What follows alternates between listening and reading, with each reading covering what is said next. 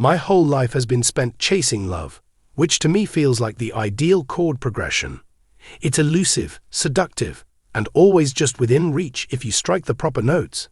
My inspiration was love, whether it was belting out 3 times a lady under stage lights that seemed like spotlights on my soul during my Commodore's days, or performing solo songs like Hello, which played on radios all over the world. It was the heartbeat in every single lyric and the swell in every single ballad. Supporters would shout the same back to me, "Lionel, I love you." I would grin back, convinced that I was familiar with the meaning of the word. However, here I am, writing this book, titled Truly, at the age of 76, and I must admit that I no longer believe in love. Certainly not the types that we commemorate in song. The timeless, lovely, all-encompassing fairy tale I am going to dispel a rumor that I helped to spread, and it is about time that I set the facts right. Allow me to escort you to the location where the unraveling of everything first got underway. It wasn't one particular scandal in the tabloids or a single broken heart that caused it, even though I can assure you that I have had my fair share of both. It was a gradual erosion, similar to how vinyl wears out after it has been played too many times. No, that was not the case. I was under the impression that my first marriage, which took place in 1975 to Brenda Harvey, would be the genuine article. We first met while we were both attending college at Tuskegee University. I was studying economics at the time, but my desire was to pursue a career in music. She was full of life, encouraging, and the type of lady who instilled in you the belief in lasting love. Our lives were filled with tours, Grammy Awards, and family barbecues in Beverly Hills for quite some time after we adopted Nicole, who was only a toddler at the time. However, being in the public eye has the ability to transform love into more of a show. I was continually traveling along the road, composing songs about commitment while forgetting to commemorate anniversaries. Brenda was more persistent than most people would have been, but by the year 1988, the fractures had grown into enormous gorges. Our divorce was a contentious and public affair, with arguments that made headlines in newspapers. I recall being in a lawyer's office, signing paperwork, and wondering to myself, is this what love leads to in the end? A pile of alimony checks and documents written in legal jargon. I returned to music in order to recover. I poured my regrets into songs such as Dancing on the Ceiling.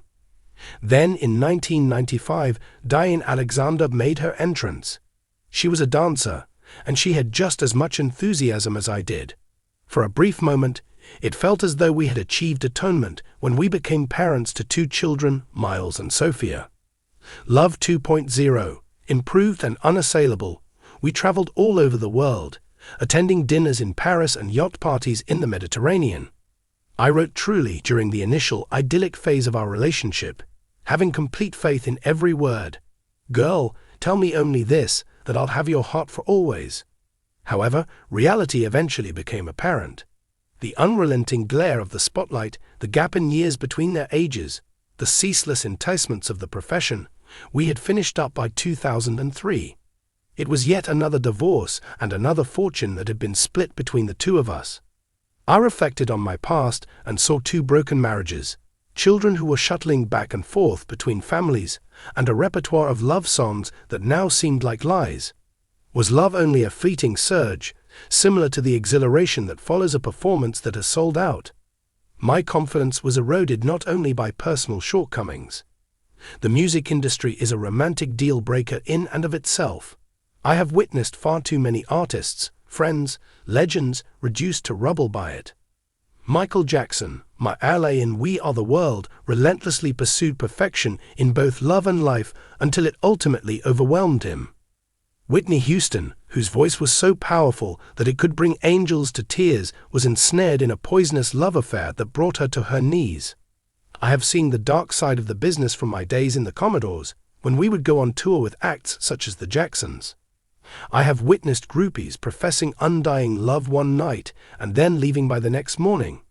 Affection was exchanged for autographs, and pain was exchanged for hits. Love became transactional. I began to wonder, is love something that actually exists, or is it simply dopamine and desperation that have been written into poetry? However, the major turning point in my life occurred in the year 2012. It was during my residence in Las Vegas. The crowd was overcome every evening with emotion I was singing as I stood there in front of them, singing to a ghost of my past. It struck me like a flat note. We are all in pursuit of holograms. The love that we revere in songs is something that is imagined rather than real. It's a deception that we fabricate in order to fill up the gaps.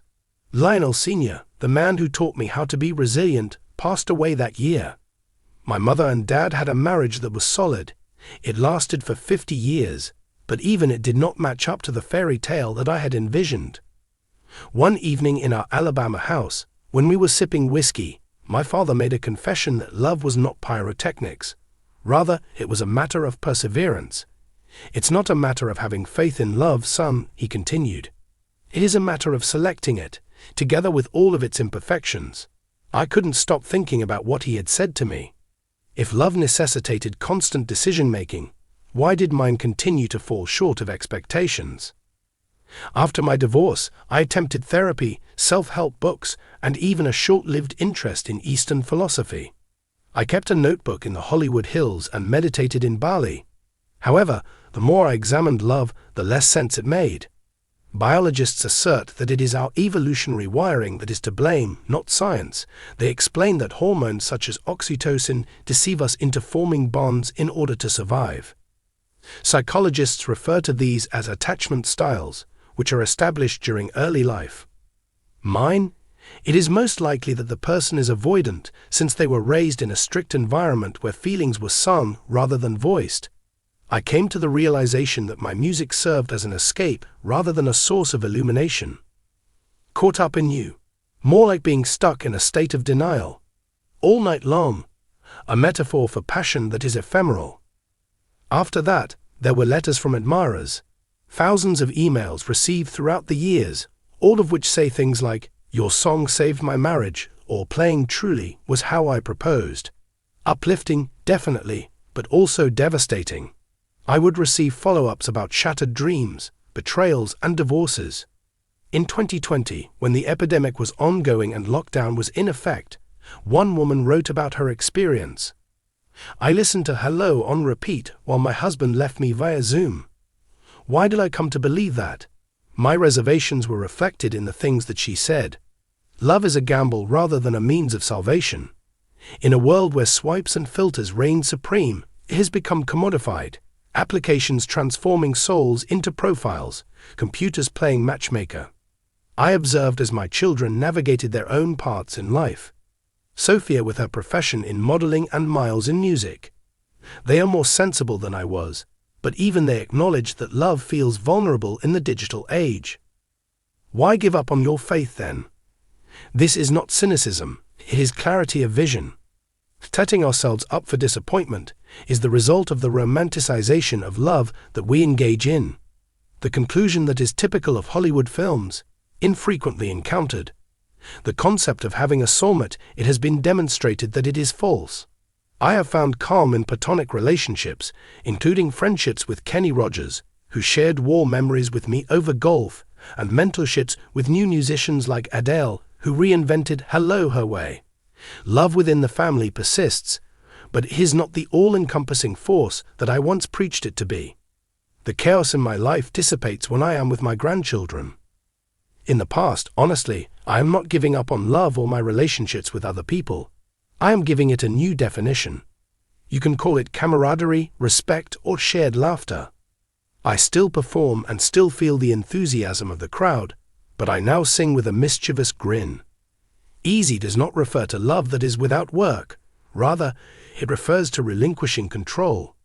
If I had the chance to revise my greatest successes, I would tack on cautions that read, "Proceed with caution. Love may vary." I feel emancipated as I finish out this chapter, sitting in my Tuskegee studio and surrounded by gold records. Love will no longer be placed on a pedestal. It is simply another song on the list of things that make up life. It is beautiful, but it is not the most important thing. I have truly moved on.